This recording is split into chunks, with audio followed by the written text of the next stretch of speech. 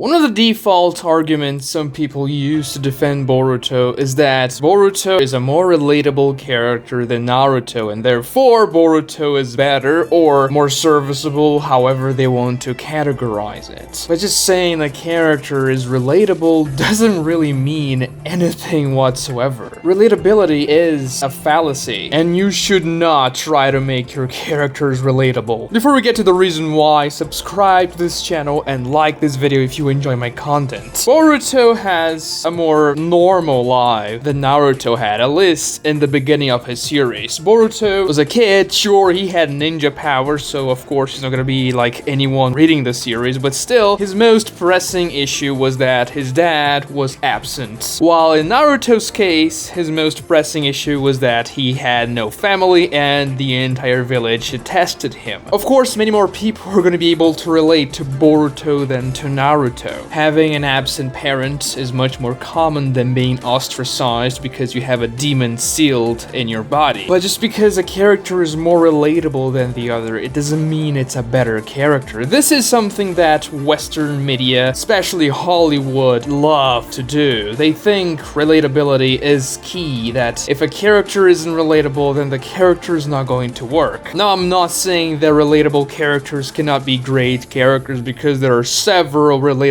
characters in media that are great, but relatability is by no means a necessity in storytelling. It's a tool that can be used like any other writing tool, but just the tool by itself is not gonna make a character work. What makes a character interesting are deeper things. Characters should be fascinating in their core. They should have interesting personalities, an interesting arc that is related to the character's core conflict, and a conflict in which the character must solve his problems by overcoming his flaws and using his strengths in his favor. Their actions should be well written, and they should be well integrated in the story. If you do that and your character is relatable, good. If you do that and your character isn't relatable, that's also good, because it's gonna work either way. And do you know why it works even if the character isn't necessarily very relatable? Because people have something, at least most people, that's called empathy, where they can put themselves in the shoes of other people, especially characters of a story they are watching and they are invested on. Even if the struggle of a character is something completely alien for you in your real life, you can still imagine how the character feels and what's going on screen or on page. Of course, there is nothing inherently wrong with enjoying a character that's similar to you, that have struggles similar to the ones you have in your life, and watch the character succeed on screen. It can be very uplifting. It can give you a very good sense of hope that things can get better for you. And when used correctly, relatability can be great, a very good asset for you to implement in a story. However, sometimes you don't want to watch someone that has a struggle like yours. You want to escape your reality. You want to watch someone that's greater than yourself, a character that's special, that is beyond what a simple human being can be, and watch such a person go into struggles that you could never imagine going through during your life. This can be also very interesting and fascinating to watch. Let's be real, I am not special. You are most likely not special either. So when we watch people in stories that can do very special things, it can give us a sense that there's something else, that we can become like them too. And these characters don't necessarily have to be relatable. We can also contrast Sarada and Sasuke, just like we contrasted Boruto and Naruto. Sarada has essentially the same core issue Boruto has. She has an absent father in her life, while Sasuke had a big brother that slaughtered his entire family in cold blood, leaving Sasuke alone and with a deep desire of vengeance. Which one is more relatable?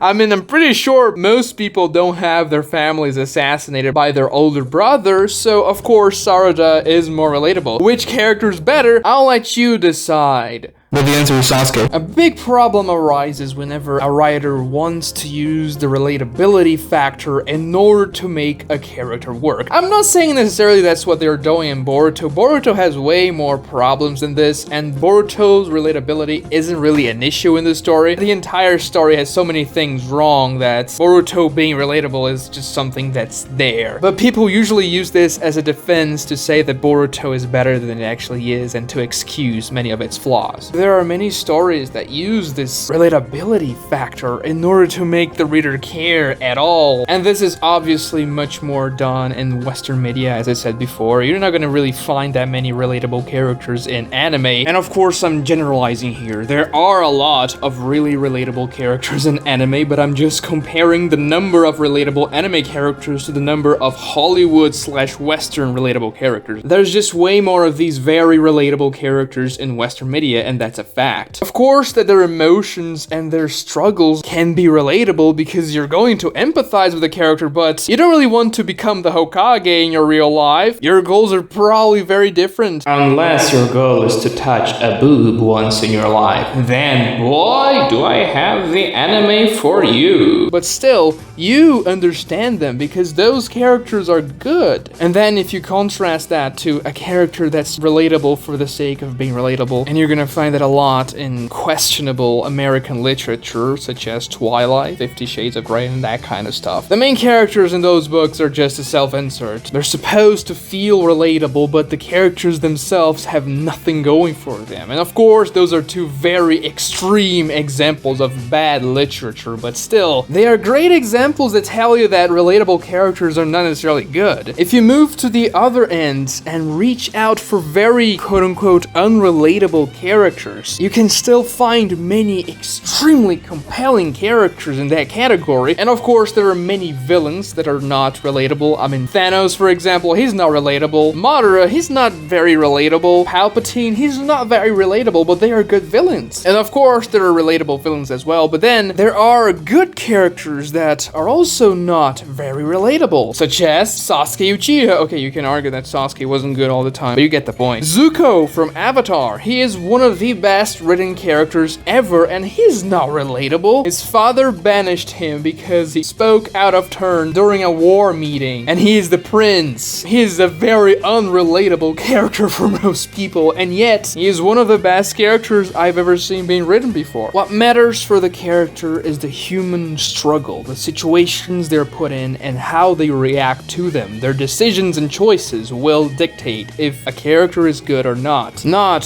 whether this character has a similar situation that the reader/watcher is in. This is simply a fallacy. So don't be afraid of writing a character that doesn't look very relatable, even if this is the main character of your story. Some of the most interesting main characters are actually quite unrelatable. So why do you have to be stuck on this box of relatability? Make sure the character is good, compelling, and interesting, and then it doesn't matter if he or she is relatable or not. People will enjoy your story, regardless of the fact that they find the struggles in the story relatable for them. They will simply enjoy the story and the characters for what they are and for what they do. Watch this other video right here for some more interesting content. Like this video, subscribe to this channel, and thank you so much for watching.